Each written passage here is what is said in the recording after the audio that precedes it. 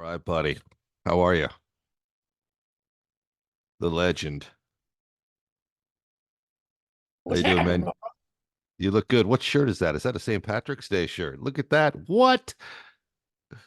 Happy St. Patrick's Day to everyone listening. Fantastic. How are you?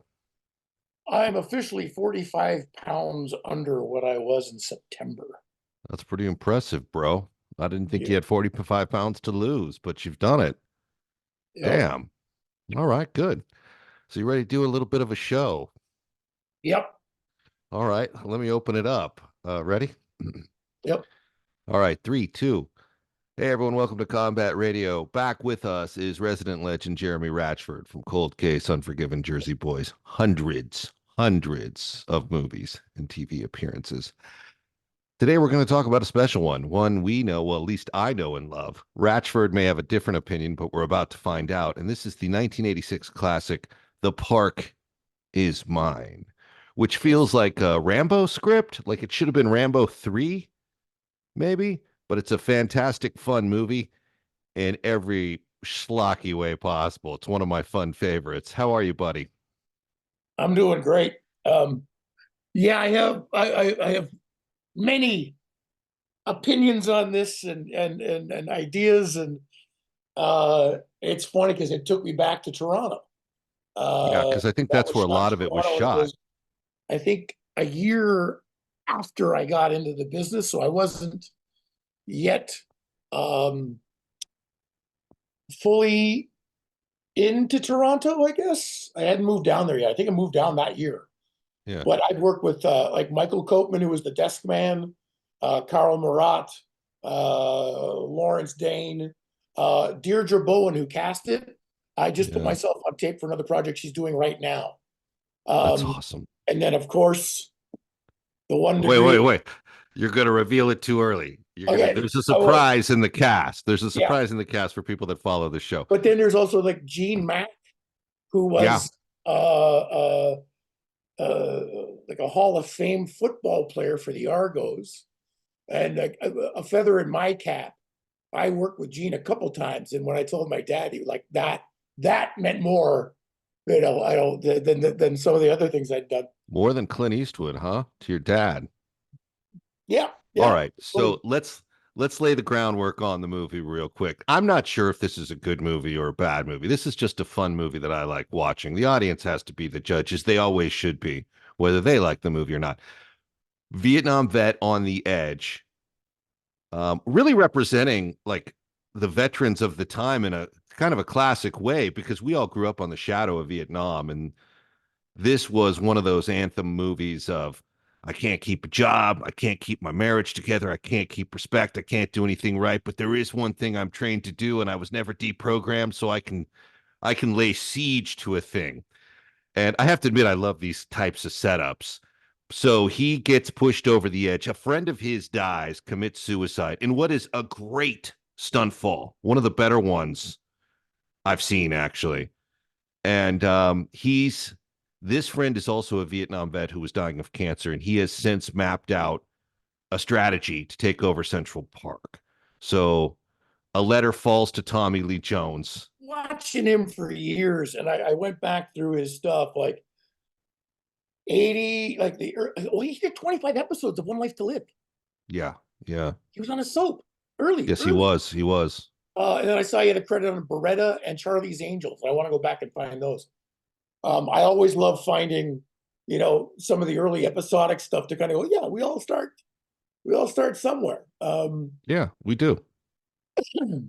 But Tommy Lee, I'm trying to figure it out, but he always kind of looks like he's overlooking the devastation of a hurricane, and he may have lost everything, but he's got to make some sort of decision. But he always seems like he's on the verge of tears. But it's just always like, oh, I'm gonna. It's just, it's all so like fuck. But I gotta make a decision. But no one can say what is it. Um, it's just the way he can clip some dialogue is Yeah. incredible, and he holds that whole, as you said, the displaced Vietnam vet that comes back and what's the line where he says, I sneak into places, blow up shit, and kill people. And then he comes back, and the next day he's getting a Slurpee at 7-Eleven. And it was there. That was that decade of trying to find the voices for so many of these American men that went over there, came home and got shit on, and then Yeah. had to just kind of assimilate back into society like nothing happened.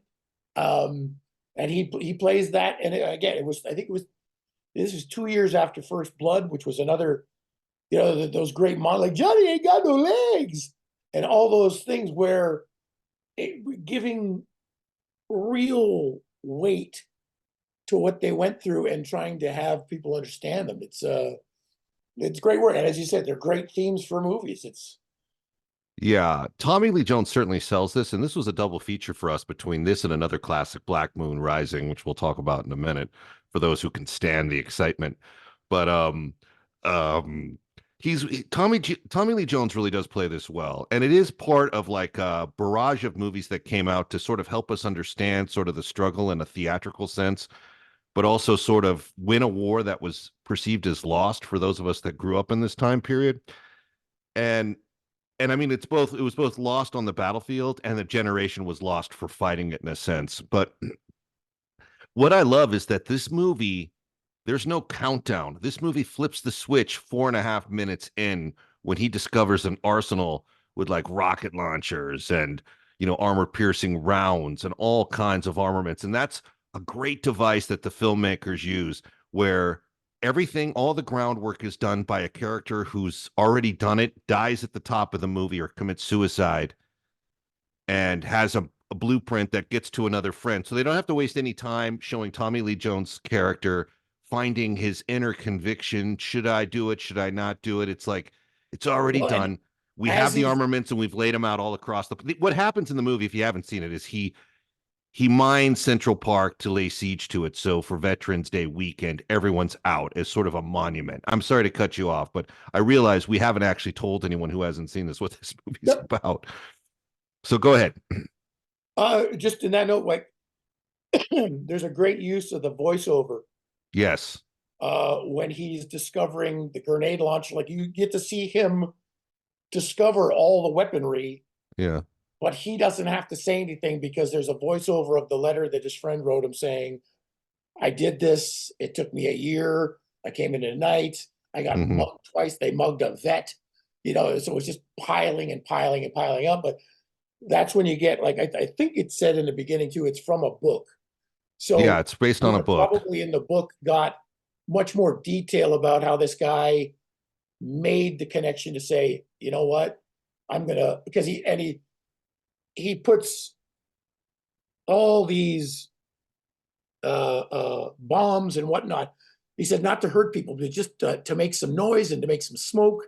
Mm, Uh, and oh, and they're very specific about the yellow clips are safe, the red mm. ones are live. And it's a very good use of what he does with the live, because as he says a couple times in the movie, I don't want to hurt anybody, and I could have. Right, right. But then That's the the other thing I thought theme. was funny, the one thing that took me out, I never knew that 2 rolls of barbed wire spread 40 feet across could just stop everything.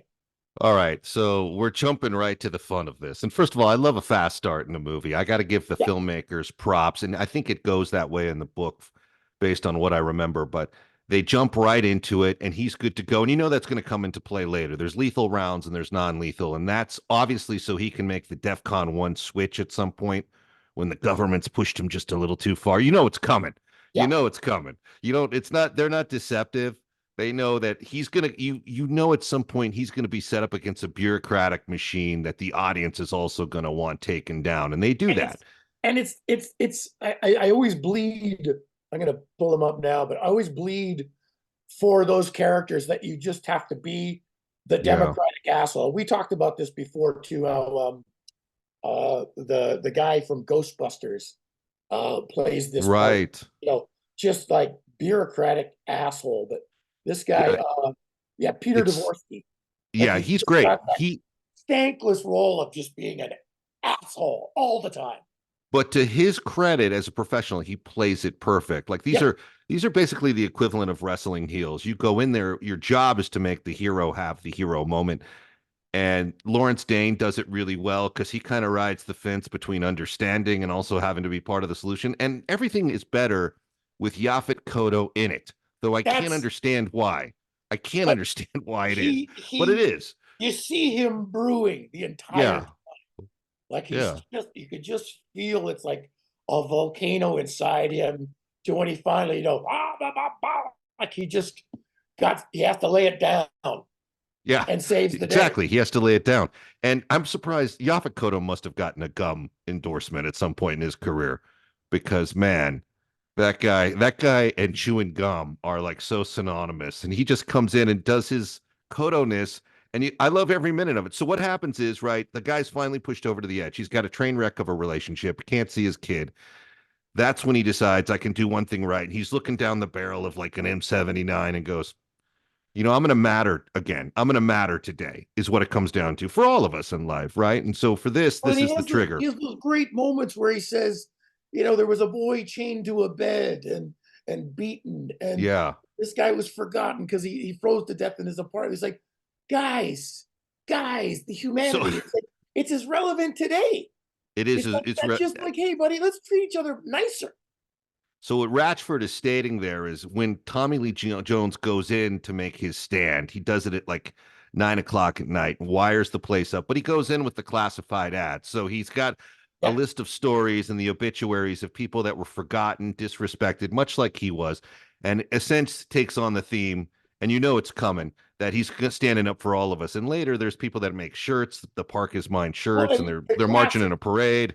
the He's a classic man hero. on the street that all of a sudden Yeah, someone goes, I don't like him, and other people, I'm for him. He speaks for me, and we gotta da da da da. Like right, all right, men right. in the street. There was some young And guy with what a full head of hair that's going like, hey man. What why is it that they always have the same two types in those kind of statement roles? It's always the older lady or the neocon or the businessman is like, I think they ought to shut him down. And there's always the dude from like, you know, Gino's Pizzeria who's like, yo, Holmes, I like this guy, man. We're with him, man. We're with him. Let's get him some pizzas. Let's order up some pizzas up in here and let's get him over the wall quick. He's fighting for us. It's always the same two types of actors, but what I love about it is once he's got this thing wired, and I don't know the layout of Central Park, so it's also semi-fascinating to me. He Yeah. like detonates the station. He calls it in. He calls it now. Keep it. This was interesting, right? And I don't know what you think about this, Jeremy, but he calls it in. And remember, it's an era where terrorist threats were treated as a joke. Like the FBI would investigate it, but it was rarely taken seriously. Now you call Yeah. in something like that, and they're on you. I mean, I was in a terrorist attack in '96, Atlanta, and when that bomb went off, we seriously thought for a while like the electrical truck just blew up. Uh, We didn't even compute that somebody might have blown it up. We were like, these fucking engineers don't even know how. It was crazy. So this is around 10 years before he calls in the threat and says, here's what we're going to do. The desk clerk doesn't take him seriously. So he bombs the station house with I felt just some, like the little nitpick. I just it was so funny as I watched it again. And yeah, she's on the front desk. yeah, There's really no action going around. This is a New York City yeah, police station, but they got a guy mopping behind her. I was right, like, why do you have? I mean, I guess maybe they didn't. They spent all the background on the crowds in the streets. right. It's a pretty quiet Um, precinct. And it's also implying that New Yorkers bother to keep things clean. Come on. Come on. yeah, So already this isn't made by a guy. This isn't directed by a guy who spent much time in New York. But anyway, Hello, my name is Simon Williamson.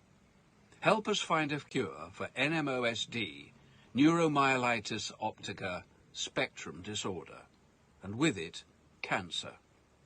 Please go to the Guthrie Jackson Foundation and donate if you can. well, it and the is other an funny interesting thing note. was saying it was shot in Toronto, Yeah, so it's all the exteriors going into the park that are New York exteriors, but all the stuff right. inside was shot in Toronto. And then they must have done one other scene because Jay Thomas is in it. Jay Thomas is in You it. know, Yeah, hey, he's another reporter. I'm like, hey, he wouldn't have been in Toronto. So that must have been a Right. New York thing. But he's uncredited. Um, but yeah, the Why do rest you think he's uncredited? I was wondering that too, because it's clearly him and he was trying to get an acting career, but he's uncredited when so many people with lesser dialogue are credited. Do you think he wanted to take his name off it for some reason? no idea. That's you'd have to ask him. Yeah, I would. I'd like to ask him actually. But anyway, continue with your thought. I'm sorry. No, it's just sorry, so all the interior of the Central Park that we saw was interior park and probably St. Lawrence Park or something like that in Toronto. Yeah, and it's done well, man. It matched up really well, I think, because I bought it. I felt like we were part of this siege. I mean, I don't know if this is tactically possible, and I don't even care. This is just one of those movies. You could have put Bronson in this role. You could have put Chuck Norris in this role. It still would have worked the exact same way. And that's part of the reason I watch some of these movies. It's not because they may be logistically sound or possible or improbable or what have you. It's just fun to go along with this sort of forward like full throttle ride and just go on this adventure regardless of how maybe practical or ridiculous it may be. And in this, so he gets everyone out, the hobos. There's this famous scene with like the hobos running out, stumbling out with their mattresses and stuff and all their possessions and their shopping carts, and they Yaphet decides we've got to go in, which is the probably the most impractical search and destroy method I've ever seen on film, where these guys basically cruise the streets of Central Park and they Yeah, don't get off the streets or go in the woods. So they could essentially pass right by this guy and yeah. wouldn't find him. But they split into like three teams and do some sort of grid pattern search. And they come across barbed wire. And the first thing we know about these guys is none of them have been issued with wire cutters. Yep. There's no wire cutters on the truck. There's nothing because the barbed wire, it's like almost like that Spinal Tap moment where Nigel goes to the fence and he's like, "How do I get around this?" And the fence ends like right to his left. Yeah. And he's like, but he's perplexed with the fence section in front of him. And I felt like there's like they've got this concertina wire, and then there's like a pit. Like one of them falls in a pit. Like, was that Doug or It had to whatever? be, there was something in the bottom of the pit that they couldn't get out from. Yeah, like a punchy Like stick or they're like, something. but they looked like they were like my favorite. Maybe it was quicksand because when the guys go to reach to get him out, they're like, it's like like they're Yeah. just stymied, and that's when he comes out with the yellow, the yellow gun and so shoots Yeah. at them, but not Yeah. really shooting at them with bullets, and it causes them all to run. So I was surprised they don't wait till daylight or early morning hours to do this kind of thing, or even bring in some sort of air support with a light. But Or whatever, they go. What's that? bring in SWAT. They bring them in and they go in and they're just basically walking the roads and it turns south on them pretty quick. And Yaphet Kotto, I wanted to get your opinion on this because I realized Yaphet Kotto did most of this command and control segments from like a tree. Like he was sitting at the base of a tree, like hearing the racket come in on his radio and like giving commands. And then, and There I were was like, the two guys sitting down when oh, he's they were sitting great. down. Those guys were Oh, great. yeah, and they're just like, man, I used to sell weed on 72nd Street, and Yeah. you just know that that's kind of like that. Like in the book, they're probably like a much bigger history and story, and you can hear about it. But it's you got 6 lines or whatever to get it through, and they're fucking hysterical because it also I put down Keystone Cops or something because they're not fully invested Right. in the actual threat that they're under, and it just kind of again they're sitting at a tree. This guy, I don't know Yeah. what I'm doing. And they're like under fire, confused, and possibly lost. And in fact, I think that's the line of the movie you're talking about. Man, I used to sell reefer right over there. He's Yeah, like trying to pinpoint his exit, which is hilarious. And so you know where it's going, but this happens too early in a movie that starts fast to know it's going to work. So you know these guys are going in just to show the capabilities of the vet that's laying siege to the place, which is great. Like I yeah. said, I love fast starts and I love getting right into it. And of course, this leads them to some creative options. And then I can't understand why. Okay, so a journalist, of course, sneaks into the park because she's got to get the story. Helen Shaver is the Oh, journalist who was married to my old boss at Warner Brothers, Steve Ruther, the producer. yeah, She's a director. She's a yeah. big time director now. I worked with Eh, her. I was going to ask, have you? And what was it on? Uh, Poltergeist. Oh yeah, The Legacy, right? He Yeah. directed me in that. I worked with the Undertaker from the WWE, Oh, and that was perfect its. casting. I love her to death. Yeah. She's had such a phenomenal career, and she's such a unique. There's not another one like her. Yeah. She's like a firecracker. She's moxie. She's all that wrapped up and just presence for days. I Yeah. love She's perfectly cast in this, and so is her sidekick, although he's relatively useless in the film, other than to be the device of which she can kind of lay her plans to it. Yeah, and then sneak in because he doesn't go in. He decides, or for whatever reason, she goes in with the camera. They he don't was both do it. He like calls it was the quits, host of or the Polka Dot Door up in Canada. he was the host of the Polka Dot Door. Yeah, All right. This cast is earning more and more street cred with me as the conversation moves on. But so she goes in and she finds him pretty quickly, and it's all very convenient. Like I don't know how quick a journalist would find a guy like this, and I don't know if there isn't 101 ways to get a guy out of a park to go over the north, south, east, west, walls at once and storm. I don't know. But as far as the movie goes, for the fun it provides us, she goes in, she finds him. She immediately sort of understands there's something at work here. Like yeah. the system's triggered this guy. And what's great though is the scenes of like the democratic machinery trying to, or the bureaucratic machinery trying to figure out what to do. There's the deputy mayor. There's Lawrence Dane, who, first of all, it's David Cronenberg's stock company, basically. Yeah. They're bit from Scanners and Videodrome. They're the guys that get together with Yaphet Kotto, brilliant, and they try to figure out what to do. And they really don't have any plans. Their main concern seems to be to how to handle the press, not so much get them out. Like Yaphet Kotto even says, give him the time. He asked for 72 hours. I say Yeah, we give it to him. And that's actually not a bad strategy in my book, except for the fact that it's probably going to encourage all kinds of people to do sort of crazy things as well. yeah. But that's an interesting strategy that he says, just give him the time. He'll walk out because his guys got schooled in there. So, of course, that's now his argument.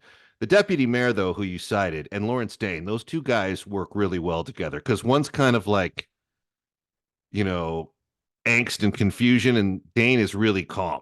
Well, and then there's George Bloomfield, who Mm, plays the German. I don't know what his role, but he's like they break the park down into these sections, into the goes here. yeah. And then there's another guy, Harvey Atkin, uh, who's the general that says we're going to go in here and we're going to blow everything up and did whatever the project Tiger Sweep. Yeah, Uh, he comes up with that the term guy, tiger sweep. that guy was. I don't even know. In Canada, that guy was in everything. It's so funny. Um, but I did want to say too, I was so happy that they didn't have the bullshit romance between Right. Helen and Tommy because I don't want that kind of there was no. It's like I get you and I understand you, but there was no fake. Right. We could get married and have babies. There was none of that. I'll come see you in prison on weekends. You know what I loved though? I thought this movie did a great job doing is when he finally flips the switch and comes out camoed up, ready to wreak havoc. And he's got like the AK-47 on his back. And he's, of course, got the Yankees hat because he's a man of the people. Well, and And why he's do you got the mirrored shades, which he have shouldn't have all used. you Huh? have all the camouflage and then you put a bright blue and white hat on? Yeah. Well, That made me laugh. listen, But man. he also, yeah, the camo with the glasses and the hat was like, yeah, that's badass. Well, the reason I mentioned the glasses is you can see the camera in him a couple of times on his close-ups, but whatever. I think it's a nice look for the character. The hat I don't even mind, even though it's not practical, because it is one of those things that signals, hey man, I'm like you. I'm a blue collar guy. Go Yankees. And I get the device. Yeah, There he is, right? In action. yeah. Nice. But what's funny is when he comes out and he's like ready to go and the music, the soundtrack by Tangerine Dream takes another gear. You know what? And Tangerine Dream, by the way, seemed to do every fourth movie with a soundtrack. What were you going to say? And it's all the same fucking soundtrack. Yeah, I think it is. I think they just go into the editing bay and just cut a new, like it's the same soundtrack from Sorcerer or Miracle Mile, just repurposed. And I also on a second viewing, I found it completely distracting at the burial in the very beginning. Did you? Because you've got the vet being buried, and you pull back, and there's Tommy who can't go in there, but it's a man alone, and it's like, Okay. man, Yeah. I just want you don't have music right here.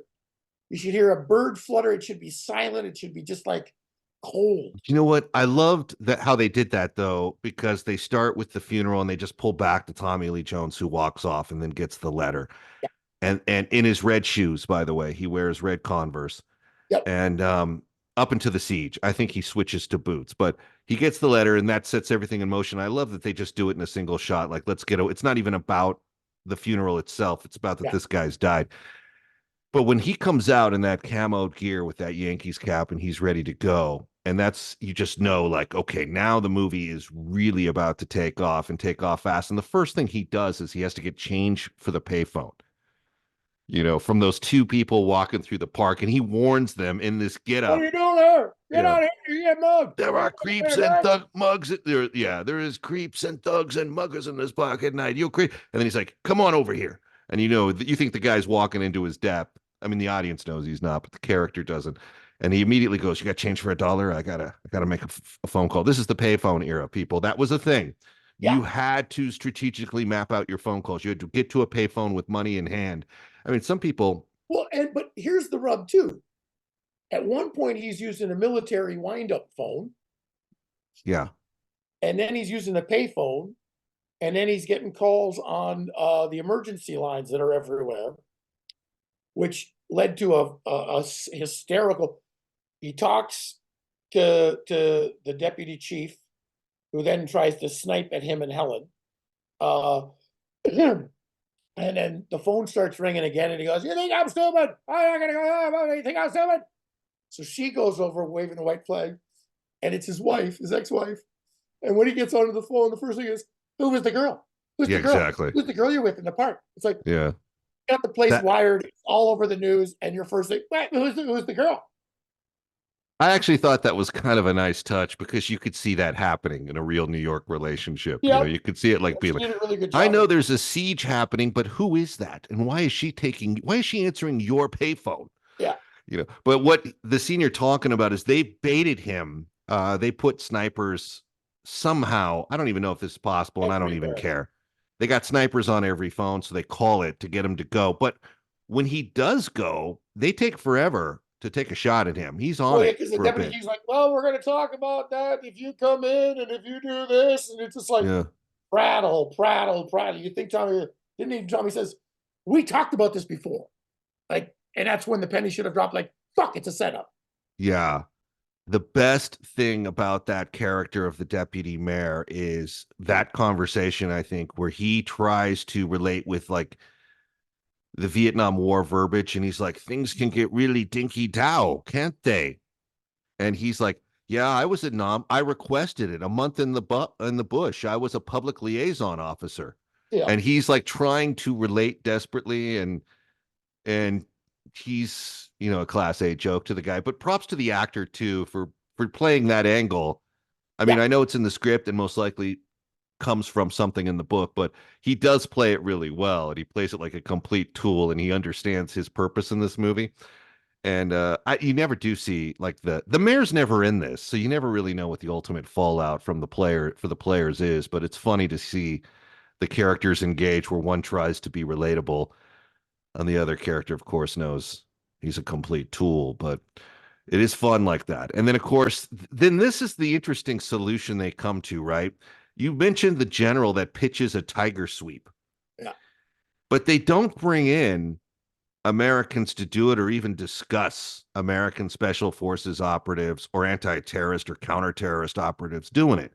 They bring in a Dutch national and a Viet Cong, which actually is he wasn't Vietnamese. He was like a Korean Taekwondo champion or something, if I remember right.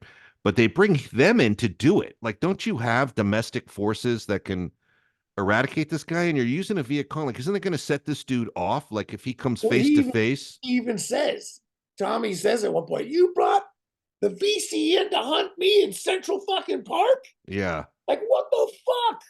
So is that more clever than we realize? Like, is it designed to? Because usually they tell you these things in movies so the audience gets it, right? Is that designed so he goes south and the world sees it? Like he trips up and goes berserk because a Viet Cong like You brings know what? back I his. don't think he ever took any. I don't think he ever had any snap moments. He doesn't, He's always sort of in control as much as he could. Like he never right? kind of lost it. Like, ah, ah.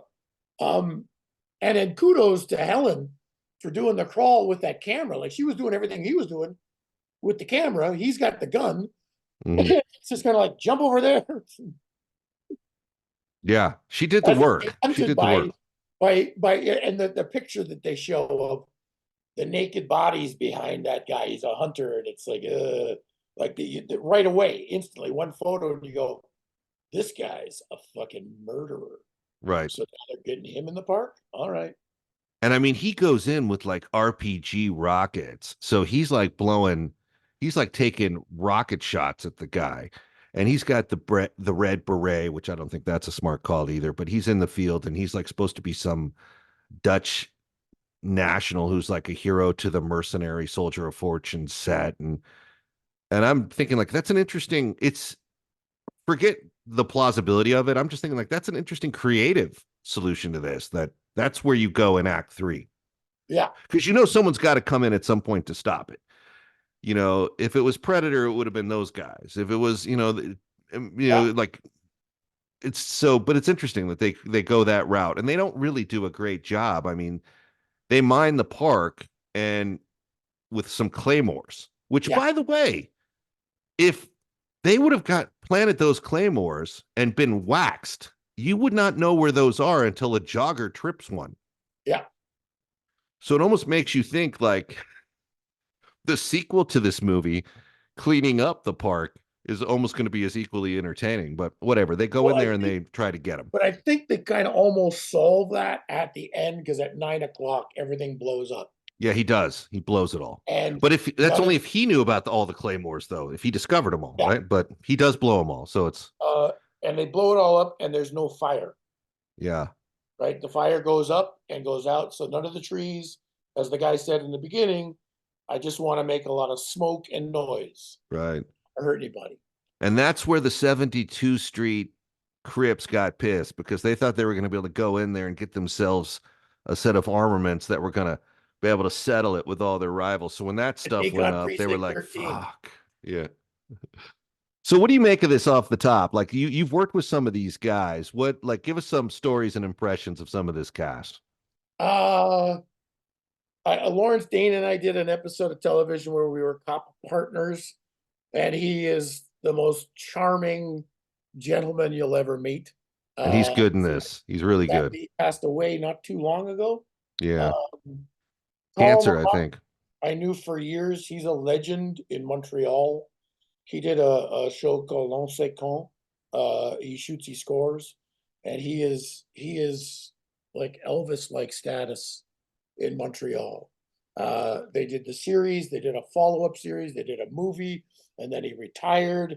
And like they got to shut down malls when he's there. And he's, one of the cops uh, walking that front line, that first line. He's got maybe Okay.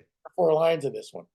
And then who else do we got? Well, you want to Well, reveal the big one?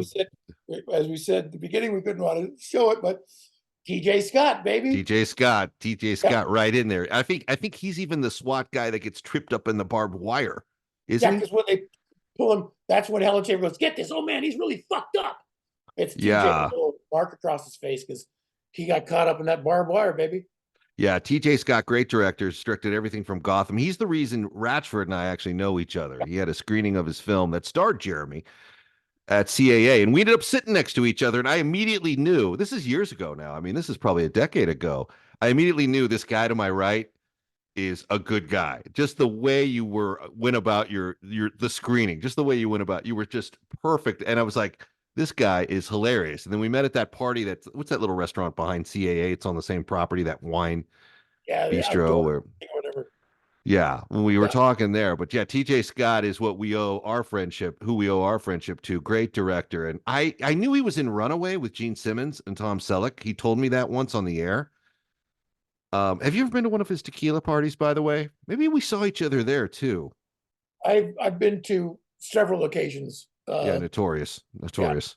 and we used to do Christmas there. Like it would these yeah,